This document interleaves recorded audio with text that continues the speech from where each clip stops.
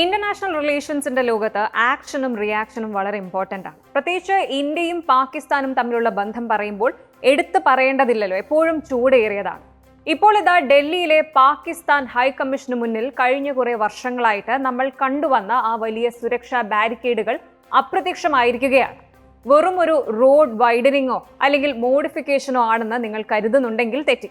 ഇത് വെറും ഒരു ബാരിക്കേഡ് മാറ്റലല്ല, മറിച്ച് ഇതൊരു വ്യക്തമായ നയതന്ത്ര സന്ദേശമാണ്. എന്താണ് ഈ ടിറ്റ് ഫോർ ടാറ്റ് ഗെയിമിന് പിന്നിൽ? ഇന്ത്യ എന്തുകൊണ്ട് ഇപ്പോൾ ഇങ്ങനെ ഒരു തീരുമാനമെടുത്തു? പരിശോധിക്കാം. ഡൽഹിയിലെ ചാണക്യപുരയിൽ സ്ഥിതി ചെയ്യുന്ന പാകിസ്ഥാൻ ഹൈക്കമ്മീഷന് പുറത്ത് ട്രാഫിക് നിയന്ത്രണത്തിനും സുരക്ഷയ്ക്കുമായിട്ട് സ്ഥാപിച്ചിരുന്ന കനത്ത ബാരിക്കേഡുകളും ബൊളാഡുകളും അതുപോലെ ക്യൂ മാനേജ്മെന്റ് സ്ട്രക്ചേഴ്സും എന്നിവയെല്ലാം നീക്കം ചെയ്തു.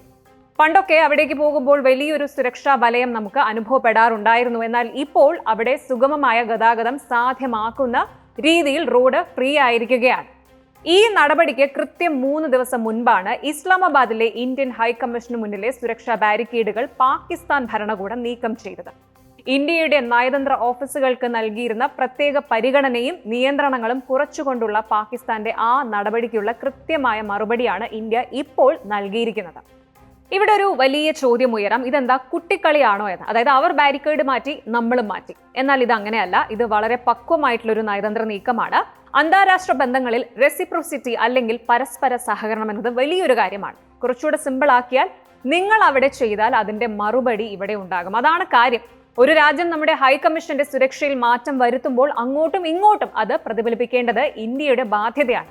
ഇസ്ലാമാബാദിൽ ഇന്ത്യയുടെ നയതന്ത്ര ഉദ്യോഗസ്ഥർക്ക് ആവശ്യമായിട്ടുള്ള സുരക്ഷ ഉറപ്പാക്കാൻ പാകിസ്ഥാൻ മടിക്കുന്നുണ്ടോ എന്നൊരു സംശയം ഇതിന് പിന്നിലുണ്ട്. അതുകൊണ്ട് തന്നെ നിങ്ങൾ ഞങ്ങളുടെ സുരക്ഷ കുറയ്ക്കുന്നുണ്ടെങ്കിൽ നിങ്ങൾക്ക് ഡൽഹിയിലും അതേ അവസ്ഥയായിരിക്കും എന്നൊരു സന്ദേശമാണ് ഇന്ത്യ ഇവിടെ നൽകുന്നത്. ഒരു തരത്തിൽ പറഞ്ഞാൽ ഡിപ്ലോമസിയിലെ ചതുരംഗ കളിയാണ് എന്ന് പറയാം. ഇനി ഇതിനെ നമ്മൾ ഒരു ഒറ്റപ്പെട്ട സംഭവമായിട്ട് കാണരുത്. കഴിഞ്ഞ കുറെ നാളുകളായിട്ട് പാകിസ്ഥാൻ നേരിടുന്ന സാമ്പത്തിക പ്രതിസന്ധിയും ആഭ്യന്തര രാഷ്ട്രീയ പ്രശ്നങ്ങളും നമ്മൾ ശ്രദ്ധിക്കുന്നുണ്ടല്ലോ. അതിനിടയിലാണ് ജമ്മു കാശ്മീരുമായിട്ട് ബന്ധപ്പെട്ട വിഷയങ്ങളിൽ ഇന്ത്യയുടെ നിലപാട് ലോകം അംഗീകരിച്ചിരിക്കുന്നത്. US അംബാസിഡർമാർ ഉൾപ്പെടെയുള്ളവർ കാശ്മീർ സന്ദർശിക്കുകയും ഇവിടുത്തെ വികസനത്തെ പ്രശംസിക്കുകയും ചെയ്തത് പാകിസ്ഥാന്റെ വാദങ്ങളെ പൂർണ്ണമായിട്ടും പൊളിച്ചടുക്കിയിരിക്കുകയാണ്. അതായത് രാജ്യാന്തര തലത്തിൽ പാകിസ്ഥാൻ ഒറ്റപ്പെടുകയാണ്. ഇത്തരം ചെറിയ കാര്യങ്ങളിലൂടെ പോലും ഇന്ത്യ പാകിസ്ഥാന് നൽകുന്നത് വലിയൊരു സന്ദേശമാണ്. ഇന്ത്യ ഇപ്പോൾ പഴയ രീതിയിലല്ല മുന്നോട്ട് പോകുന്നത്. ഓരോ നടപടിക്കും ഇന്ത്യ മറുപടി നൽകാൻ തയ്യാറാണ്. 2025 പെഹൽഗാം ടെറർ അറ്റാക്കിന് പിന്നാലെ ഇന്ത്യ പാകിസ്ഥാൻ റിലേഷൻസ് വലിയ പ്രതിസന്ധിയിലേക്കാണ് പോയത്. അതിന് പിന്നാലെ ഇന്ത്യ ഓപ്പറേഷൻ സിന്ദൂർ ലോഞ്ച് ചെയ്തു. ഇന്ത്യയും പാകിസ്ഥാനും തമ്മിൽ മിലിറ്ററി കൺഫ്രണ്ടേഷൻ ഉണ്ടായി. മിസൈൽസ്, ഡ്രോൺസ്, മിലിറ്ററി സ്ട്രൈക്സ് എന്നിവ ഉൾപ്പെടെ ദിവസങ്ങളോളം നീണ്ട സംഘർഷത്തിന് ശേഷം സീസ് ഫയർ ഉണ്ടായി. എന്നാൽ സീസ് ഫയർ ഉണ്ടായത് കൊണ്ട് ഡിപ്ലോമാറ്റിക് റിലേഷൻഷിപ്പ് നോർമലായി എന്നല്ല. ഇരു രാജ്യങ്ങളും തമ്മിലുള്ള ട്രസ്റ്റ് ലെവൽ, ആ വിശ്വാസ്യത ഇപ്പോഴും വളരെ വളരെ താഴ്ന്ന നിലയിലാണ്. ഡിപ്ലോമാറ്റിക് എൻഗേജ്മെന്റ് പരിമിതമാണ്. അതുകൊണ്ട് തന്നെ ഹൈക്കമ്മീഷനുകളുടെ സെക്യൂരിറ്റി അറേഞ്ച്മെന്റ്സ് പോലെയുള്ള ചെറിയ കാര്യങ്ങൾ പോലും ഇപ്പോൾ വലിയ ഡിപ്ലോമാറ്റിക് സിഗ്നൽ ആയിട്ട് മാറുകയാണ്.